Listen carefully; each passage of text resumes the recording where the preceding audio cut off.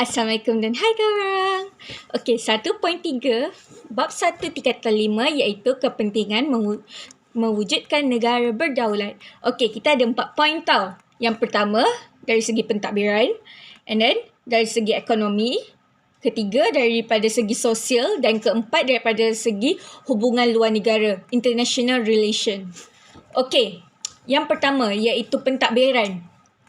Negara berdaulat memberikan kita kebebasan untuk menguruskan pentadbiran negara kita sendiri. Negara luar tak ada hak untuk kata apa-apa pasal apa yang kita nak buat. Negara kita yang kawal. Tak ada campur tangan negara luar. Okey, urusan pentadbiran dalam negara kita ni, di antara kerjasama kerajaan persekutuan dengan kerajaan negeri. Kerajaan persekutuan tu adalah kerajaan Malaysia lah. Kerajaan negeri adalah seperti Negeri Sembilan, Negeri Selangor, Negeri Kedah and everything. Korang akan belajar dengan lebih lanjut pasal kerjasama ni dalam dalam bab 3 tak silap Lily. But yeah, kerjasama politik, kerjasama antara kerajaan persekutuan dan kerajaan negeri. Okey. Kerjasama ni dapat melalui pengagihan kuasa tau. Like kerajaan negeri urus hal ni, kerajaan persekutuan urus hal ni. So tak ada pencanggahan kuasa. So semua orang ada keadilan yang sama, hak sama rata. Okey. Sistem pentadbiran ni diperkukuh dengan undang-undang tau, yang dinamakan Perlembagaan Persekutuan. Perlembagaan Persekutuan 1957, dan bila Malaysia dibentuk, Perlembagaan Persekutuan 1963. Okey. Pentadbiran settle. Kita yang kedua adalah kemakmuran ekonomi. Daripada segi kepentingan, daripada segi ekonomi, negara kita ni berdaulat. Okey. Dari segi ekonomi ni, maksudnya kita dapat, orang dalam negara kita dapat menaik taraf kehidupan diorang. Kita punya negara akan maju. When we kena colonize, ekonomi negara kita sumpah tak maju. Sebab apa? Sebab yang hasil keuntungan negara kita yang kita jual tu bawa balik British, bawa balik Britain. Kita dapat apa? Tak dapat apa. So, bila kita dah jadi negara berdaulat, ekonomi negara kita yang kawal. Kesannya, rakyat dapat meningkatkan taraf hidup and dapat memajukan negara.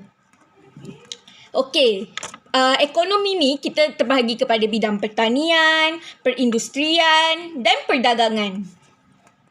Okey, semua ni, bidang-bidang ni, dia diperkenalkan melalui dasar pembangunan ekonomi negara. Korang akan belajar ni dalam bab-bab seterusnya. Dasar DEB. Okey.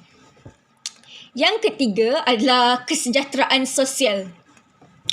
Kesejahteraan sosial ni dia ada 3 tau. Dia ada 4. Iaitu macam mana nak adakan kesejahteraan sosial dari...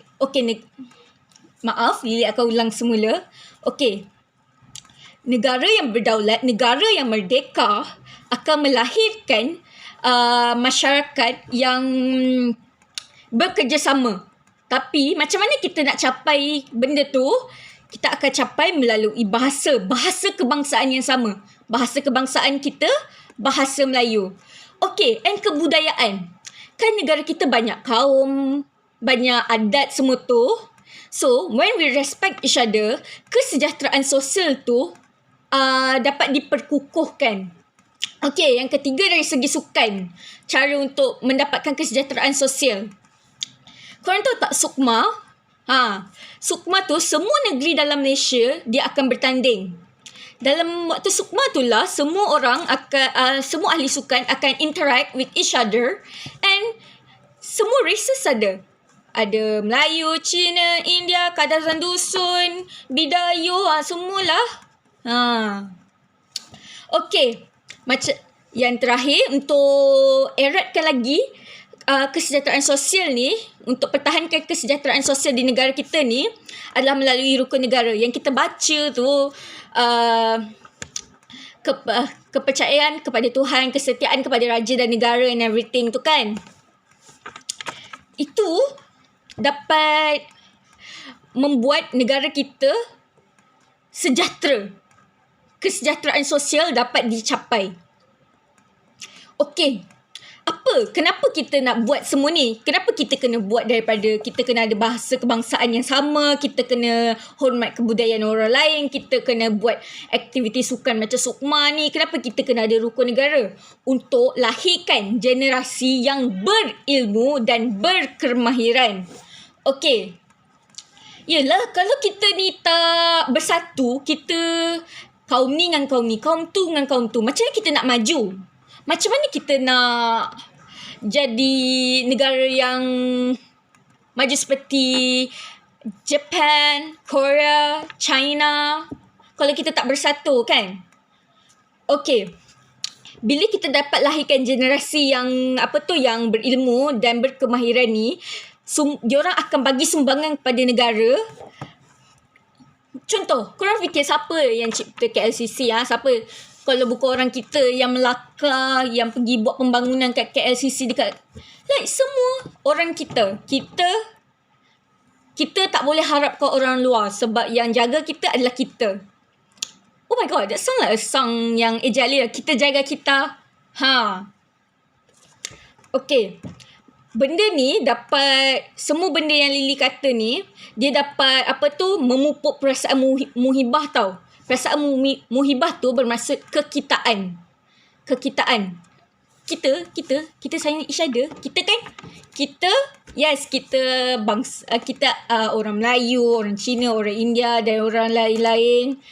Tapi kita adalah satu bangsa yang sama, iaitu bangsa Malaysia. Kekitaan. Bangsa Malaysia. Kena bangga tu. Kita bangsa Malaysia. Alright. Dan yang terakhir adalah kecermelangan hubungan luar, iaitu hubungan international relation. Okey, macam mana kita buat hubungan luar ni? Melalui diplomatik, persahabatan, perjanjian dan kerjasama pelbagai bidang. Okey, Lily bagi daripada segi diplomatik. Macam kita buat hubungan diplomatik dengan China.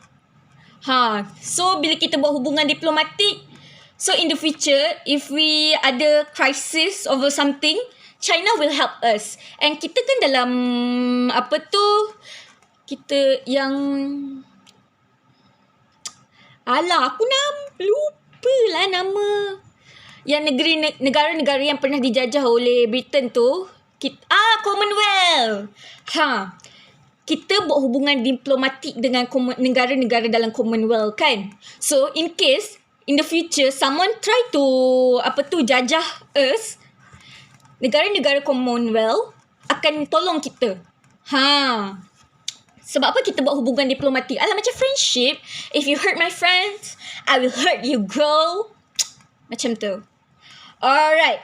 Kalau dari segi persahabatan, macam persahabatan negara serantau, macam kita dengan Indonesia, kan sebelah-sebelah.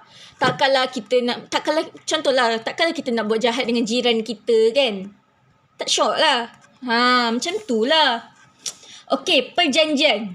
Okey, macam perjanjian, macam mana?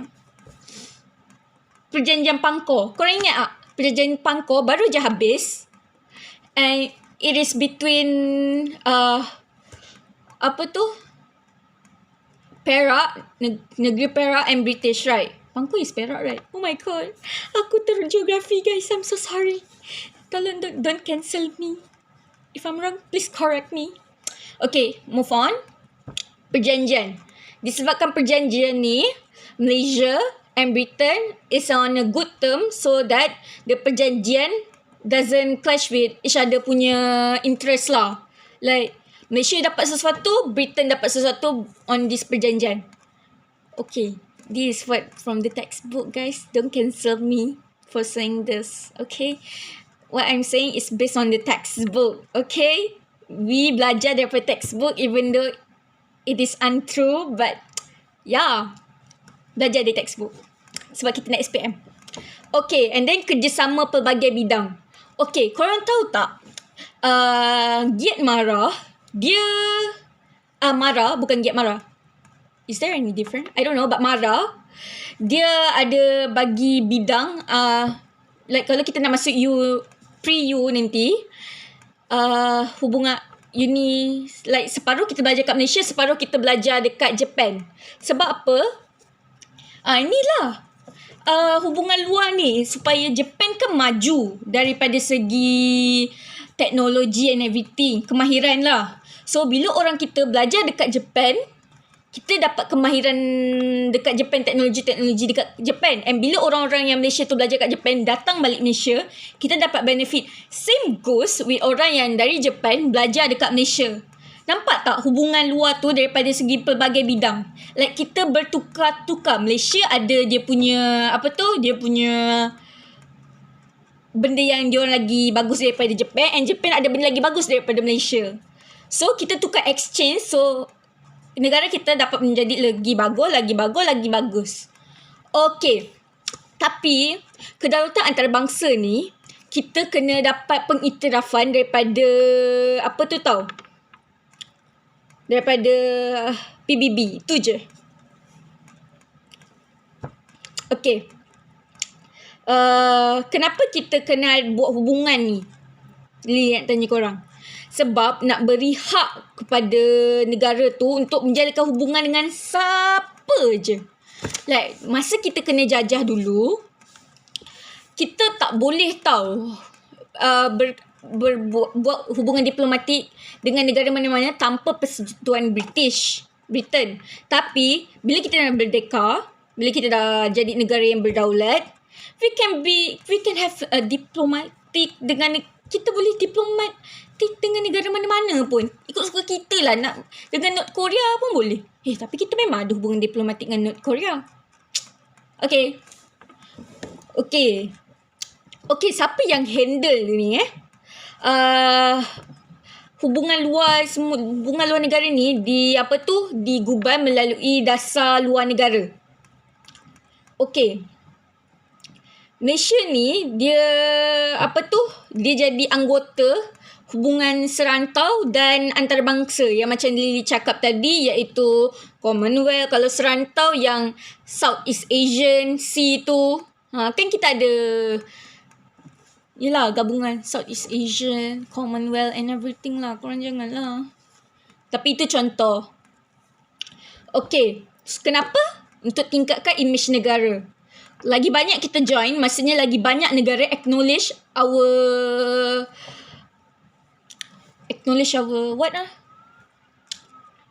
banyak negara acknowledge us lah. Acknowledge our punya kehebatan semua. Sebab tu lah nak tingkatkan imej negara. Okay. Benda ni dapat dapat negara luar mengakui yang Malaysia ni setaraf dengan negara-negara maju yang lain. Okay, so far korang faham tak? Kalau korang tak faham, bagi tahu Lily, sebab Lily rasa Lily dah banyak merapu dah ni. Tapi that's all, 1.3. Okay, that's all from me. Bye-bye. See you in 1.4.